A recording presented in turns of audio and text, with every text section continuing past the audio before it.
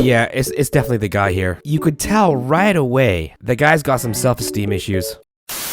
Hello, my fellow toasties. Let's read some Reddit stories. But instead of am I the a-hole, let's dive into am I overreacting? Am I overreacting for not wanting to drop my guy friends? For starters, me and my boyfriend are 18 and 20. He doesn't have any friends. He used to at the start of our relationship, but once they went off to college, he didn't bother keeping contact with them. This conversation about my guy friends has been brought up so many times. I'm starting to feel like maybe I'm just being an a-hole for just not dropping them. Am I overreacting? Why do you seem really off today? Woke up on the wrong side of bed. No, please be serious. I'm worried. I feel agitated. How come? Because the more I think about the fact you have guy friends, the more pissed off it makes me. We already went over this and had this conversation. But the fact that probably just want to won't get out of my head. You don't even know that. You can't assume. Look at you. I'm not gonna even have you as a girlfriend. If they don't want at you, then they haven't looked at you properly or are stupid. They're guys, they want one thing. No, that is stupid. So not all guys view girls until it comes to your girlfriend's male friends? Don't pull that BS on me. You don't understand. It makes me so agitated the more I think about it. I start twitching. I don't want to share you. Sweet, stop working yourself up. It's okay. Don't think this means I'm dropping them. I've known Michael and Bradley since childhood. Don't bother coming over. I'm taking a fat nap. Let's see what the responses say to this. He's showing you how he views other women. He's only with or friends with women he has a sexual interest in. That's why he assumes that about your friends. Yeah, it's definitely the guy here. You could tell right away the guy's got some self-esteem issues and is controlling. And I don't know why I did the girl in a whiny voice. I was trying to put flavor on it. 100% the guy is in the wrong here. I installed a lockbox for my cheese and now my roommate says I'm creating division in the house. Am I overreacting? Oh, okay, no. This might sound insane, but hear me out. I, 24 male, live with two 29 male, 28 female roommates. One of them, 29 male, is fine. The other one, 28 female, is a fridge pirate with sticky fingers and zero shame. I don't even think she likes half the stuff she steals. She just eats it because it's there. The final straw was my cheese. My mother brings me cheese from my home country every time she visits. No, I can't buy it here. I had it hidden behind the milk for safekeeping, but I opened the fridge yesterday and it was gone. She said, oh, I didn't think it was a big deal. It's just cheese. No, it's not just cheese. That cheese was the only joy I had left this week. So I snapped. I went full chaos. I bought a small fridge lockbox. Yep, a plastic safe that goes inside the fridge. Combo lock and everything. Put my cheese, my fancy yogurt, my cold brew, and my chocolate in there. Labeled unauthorized entry will be considered an act of war. She saw it, now she says I'm creating division in the house and being hostile and passive aggressive. Am I? Or is this what happens when you push a peaceful person to the brink of over-dairy?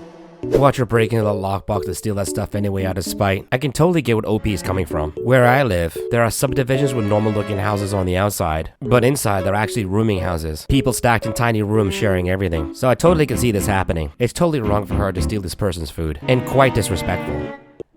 Am I overreacting for threatening to take my sister to court after her toddler destroyed my $2,000 gaming setup because she said I should have baby-proofed my apartment?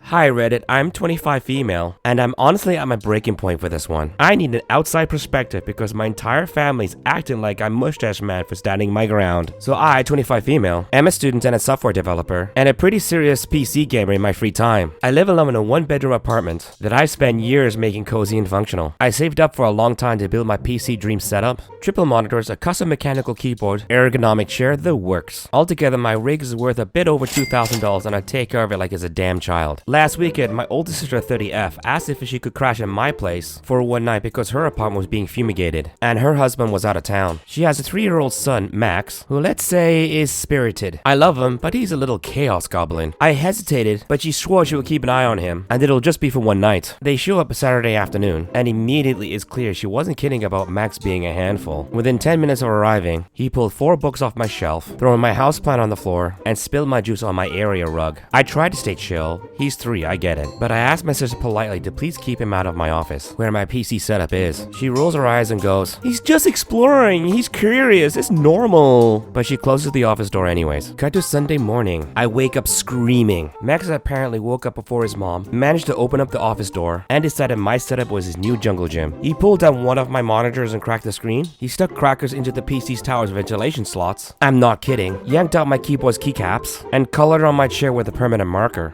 The cherry on top? He poured apple juice into the tower.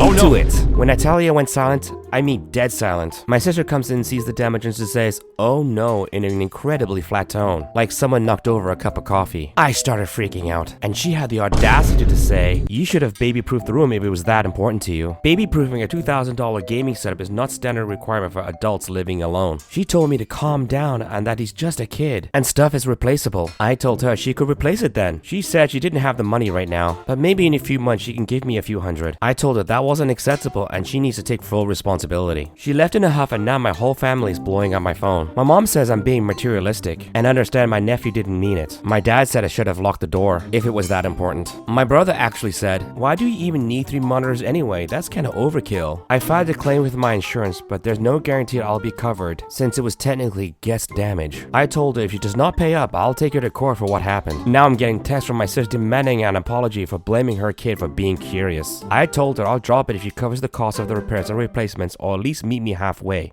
She blocked me. So am I overreacting if I'm taking my sister to court over this? My sister still has not unblocked me, but her husband reached out to find out what happened. I'm sorry I don't have more to tell you yet, but I'll update you again when I do. Thanks for all the insights, everyone. My head's a lot clearer now. 2,000 years later. Hey all, my sister's husband reached out as mentioned earlier, and we're working out a solution if possible. He's been really understanding as of all of you.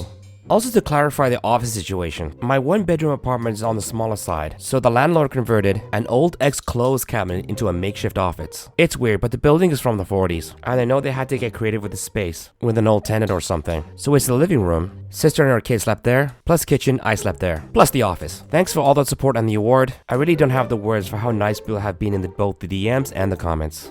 Yeah, I'd be livid if that happened to me. Definitely the sister and a little crotch goblin's fault. Remember, it wasn't just for games. That PC was for work and it was your livelihood. I'm glad at least her husband looks like he wants to solve this. Am I the a-hole for walking out on my boyfriend's game night?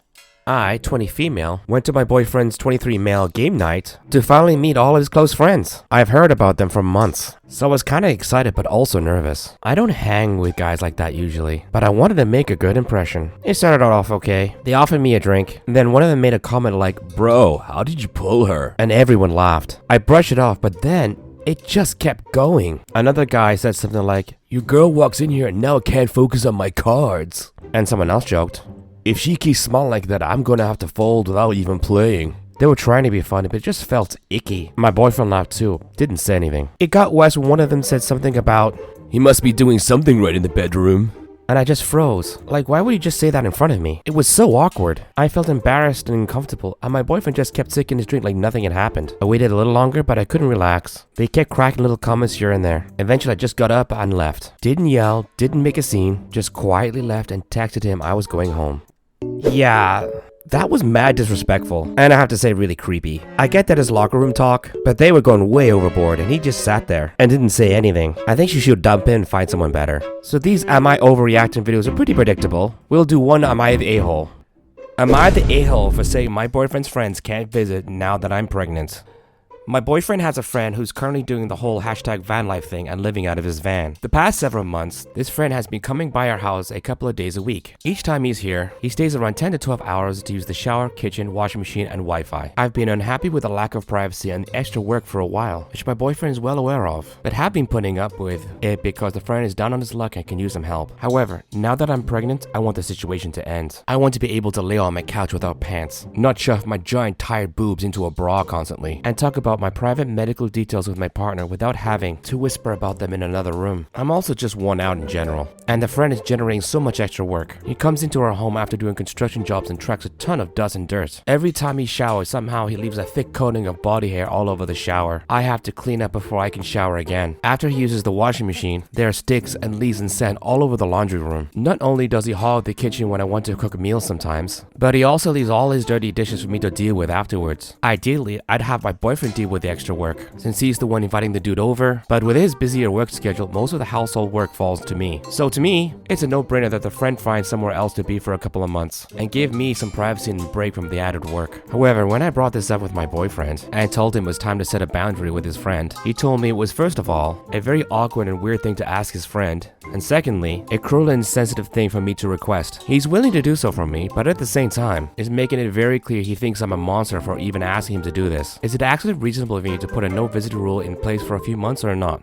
Just putting this story quickly aside, I always wondered about van life. I'm a big watcher of van life on YouTube and wondered how it would work. Apart from the shower, Wi-Fi, creative ways to use the bathroom, what about official documents to the van? Driver's license, ownership papers, insurance. They would need some permanent address, which is why I think he's there. Or if you get a speeding or parking ticket, it has to go somewhere. I don't think you could use a P.O. box. Or maybe you can, I don't know. It's fascinating to me because you're nomadic, but the system works that you have to have an address. That's why it's interesting to watch some van lifers by themselves going on adventures on YouTube, but they actually have a full family in a house. They may be out in the weekend and that's what you're viewing. The rest of the week they're at home. I don't know. But if you come to the end of this video, thank you for watching. Go check out some of my other videos on this channel, like and subscribe, and always stay